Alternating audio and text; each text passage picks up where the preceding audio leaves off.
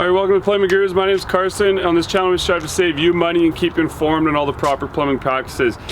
Today we're just going through our new trailer setup. We ripped apart our old one. We'll show you what it was before and then what we've done now and after. So let's just get into this video. Alright, so we're going to show you right now what it looked like before. It was kind of a disaster. It still worked. It was a little bit organized, but nowhere near as much as we wanted to. We ripped out some shelves and we re-outfitted one half with just straight pack coat stuff. So let's just jump over here and check out what that looks like. Alright, so one of the things that we talk about a lot is staying organized.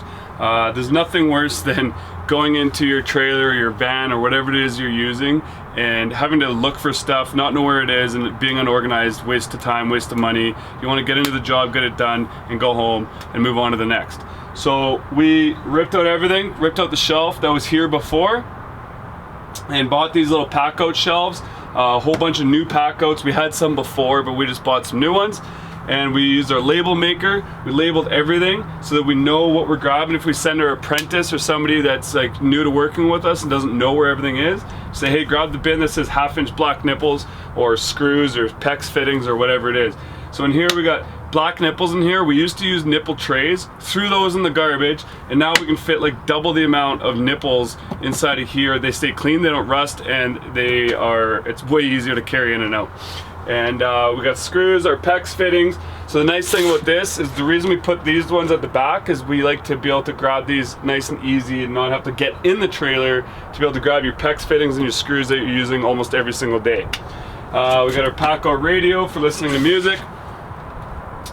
And then just everything else. We got plumbing finish, we got split ring hangers, just a thing of hangers. I believe there's like ABS fittings in here. No, this is our finish bin. So in here we have like trap adapters, union traps, anything to do with like hooking up sinks and doing our finishing just for ABS stuff, for sink stuff, for drainage.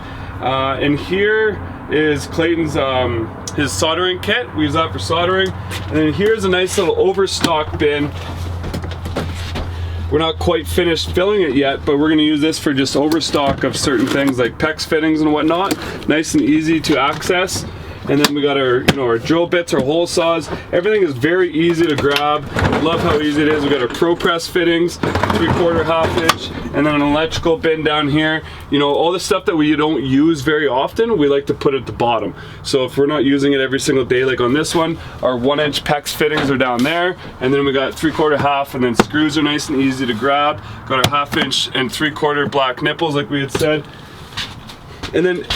On the old side where the shelves were, we didn't think that we really needed to do both sides because like we're already kind of like struggling with filling this up with pack out. We still got all our other stuff like our glues and just certain things that we don't use all the time. We're gonna leave over here and just still, it's more of like a service side of things, and like using your like your venting glue and things like that, and things that you like your cords and whatever. And then we still have a whole bunch of bins here where we have like our toilet finish, our 1/2 inch gas fittings, clips, 3/4 gas fittings, 1-inch gas fittings, 1-inch gas nipples, all things that we want to be able to just like reach in here and just grab and go and bring it inside. And then you can actually, we have 2 full pack outs now with the wheels. Maybe come around the other side, Clayton. So what we did here was I believe these are his tools on this side. So he's got all his power tools, batteries, drill bits. We filled it up with drill bits and all kinds of hole saws and whatnot. Works really good for that. So this comes into the house every single time, just gotta wheel it in there. And then this is all ABS fittings. We got 2-inch ABS fittings, we got a divider in the middle, we got 1.5 inch, divider in the middle, and split up into organized, 1/2 inch or 1.5 inch 90s are on one side with couplings or whatever. And then we got our vacuum. Clayton's got a sweet little light set up here that turns on the lights, which is pretty awesome. And it runs off of solar, so it never dies. The battery sits back there.